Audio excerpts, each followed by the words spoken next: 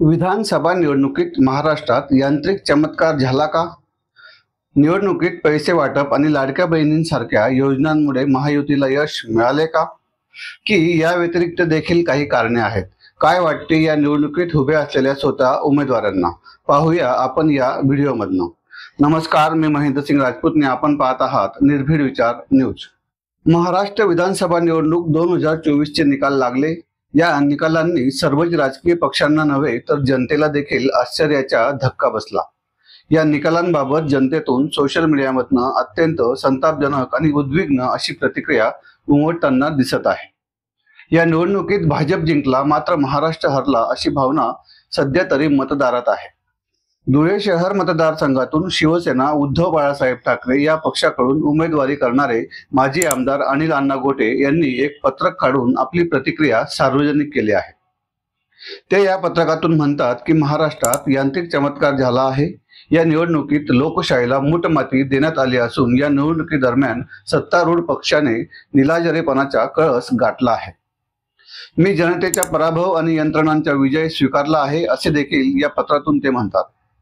माजी आमदार अनिल गोटे यांची सडेतोड प्रतिक्रिया समोर आली असून त्यांनी जाहीर केलेल्या या पत्रकात म्हटले आहे की विधानसभा 2024च्या निवडणुका म्हणजे सत्तेच्या नंगानाच आणि लोकशाहीला मूठमाती देण्याच्या हीन असे कृत्य म्हणावे लागेल.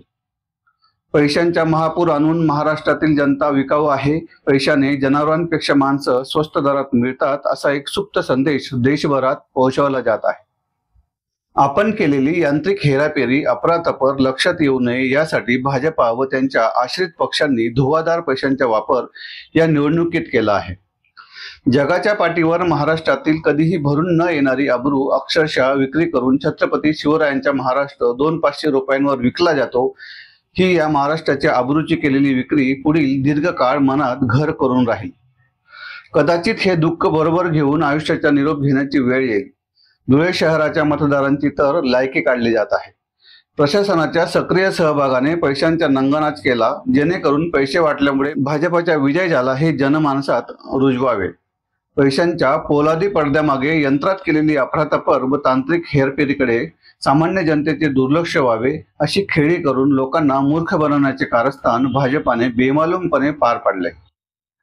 राज्यातील शेतकऱ्यांचे होत असलेले हाल, सोयाबीन कपाशीचे पडलेले भाव, खतांच्या वाढलेल्या किमती, आकाशाला भिडणारी महागाई, बेरोजगारांच्या फौजा या सर्व प्रश्नांचे महत्त्व मुळासकट नष्ट केले. महिलांची असुरक्षितता, दिवसाढवळ्या होणारे बलात्कार या प्रश्नांचे महत्त्व मातीमोल झाले आहे. या सर्व पार्श्वभूमीवर मी यंत्रणांचा विजय मान्य करून मला हे जन्मात जमले नाही, जमणार नाही हे मनापासून मान्य करतो. पराभवाच्या पार्श्वभूमीवर आमदार अनिल गोटे यांचे हे प्रसिद्धी पत्रक धुळे जिल्ह्यात विशेष चर्चेत आले आहे. महाराष्ट्राच्या निकालाबद्दल आपणास काय वाटते हे आम्हाला कमेंट करून नक्की कळवा.